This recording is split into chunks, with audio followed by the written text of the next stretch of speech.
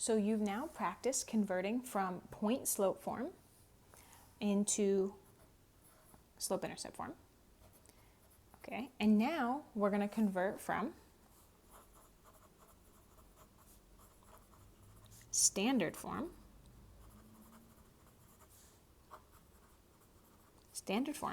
to slope-intercept. Okay, now remember my slope-intercept looks like this. Y equals mx plus b. That's what I want. I want my equation to look like that. Standard form looks like this.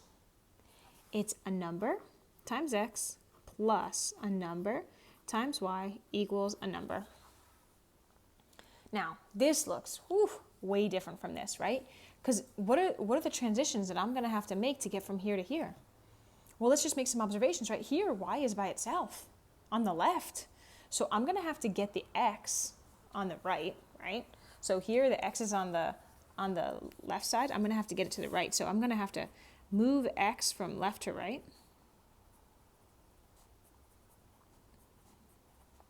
Right? That's definitely going to be on my to-do list. And then the second thing I'm going to have to do is I'm going to have to get y by itself. Right here, there's a number being multiplied by y. So I'm going to always have to get y by itself. That's always my task. That's not how you spell itself. That's always my task if I want slope-intercept form, because in slope-intercept form, y is by itself. So if I want slope-intercept form, I need y by itself. Sorry, I keep bumping this. Okay, so let's try it out. Okay, I'm going to give you an equation in standard form, and we'll do the first example, and we'll talk about the steps, and then we'll continue from there. Okay, so leave yourself a couple lines just for the kind of directions, and then we're going to put our first example right here. So this is an equation in standard form, and we need to get y to be the only thing on the left side all by itself, right? That's kind of our goal. If we want it to look like this, that's what we need. We need y by itself on the left. Okay, so the first thing we're going to do is we're going to move the x term. That's the term with the x attached to it, right? In this case, it's 3x. We're going to move the x term from left to right, right? That's what we want. We want to get the x term off the left side of the equation onto the right side. That's where it is, and the x is on the right side in slope-intercept form. Okay, right to left side of the equation.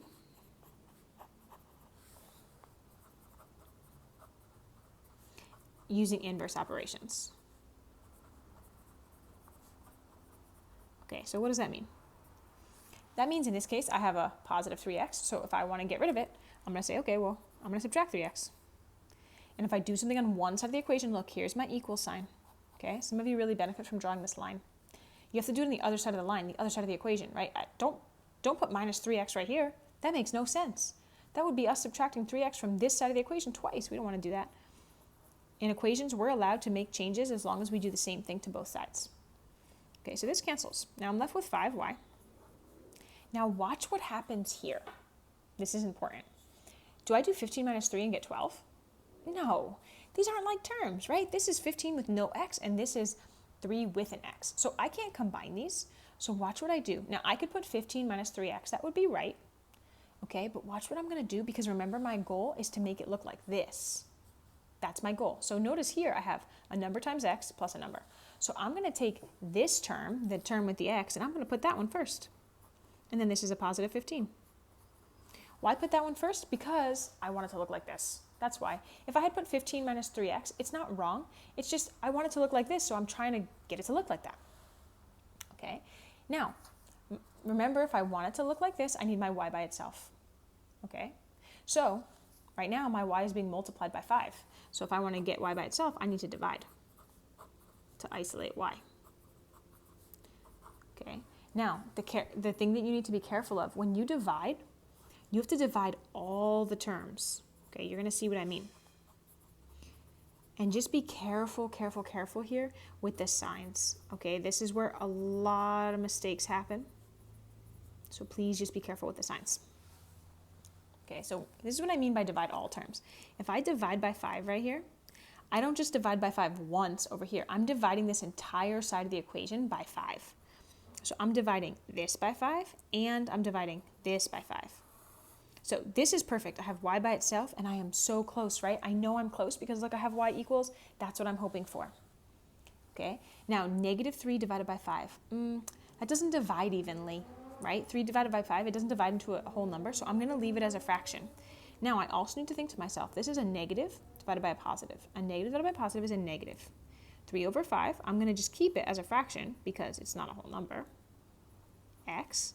And then 15 divided by 5 is 3. And these are both positive, so this is positive. And there is my answer in slope-intercept form. Okay, let's take a look at another example.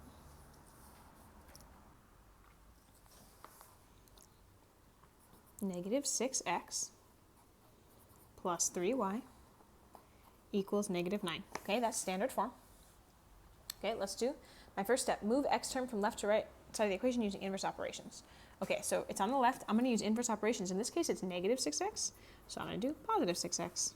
On the other side of the equation as well, bring down 3y equals 6x. Watch, this is negative, minus 9. Okay, careful. Now, I need y by itself, so what am I going to do? I'm going to divide. Okay, I got to divide all the terms. I'm going to divide by 3, divide by 3, divide by 3. And get y equals 6 divided by 3 is 2. Negative 9 divided by 3. Negative 9 divided by 3. Right, negative divided by positive is negative. 9 divided by 3 is 3. And here is slope-intercept form. Okay, I'm going to do 2 more examples really quick just so you can really see kind of all the possibilities. And notice I'm trying to really mix up the signs in my examples so you can just kind of have a model for what this might look like. Okay, so first I'm going to get rid of my x term on the left. I want it on the right. This is 5x plus 8. Now notice here the number attached to the y is negative. This is y times negative 2. So I'm going to divide by negative 2. I'm dividing by negative 2. So that's y equals, now, positive divided by negative. That's negative. 5 divided by 2. It doesn't divide evenly. Please leave it as a fraction. Okay, don't write 2.5. Don't write 2.5. Slopes are fractions. We leave them as fractions. Okay, so that's 5 over 2, x, because it's 5x. And then this is positive 8 divided by negative 2. Positive divided by negative is a negative. 8 divided by 2 is 4. And let's do one more example.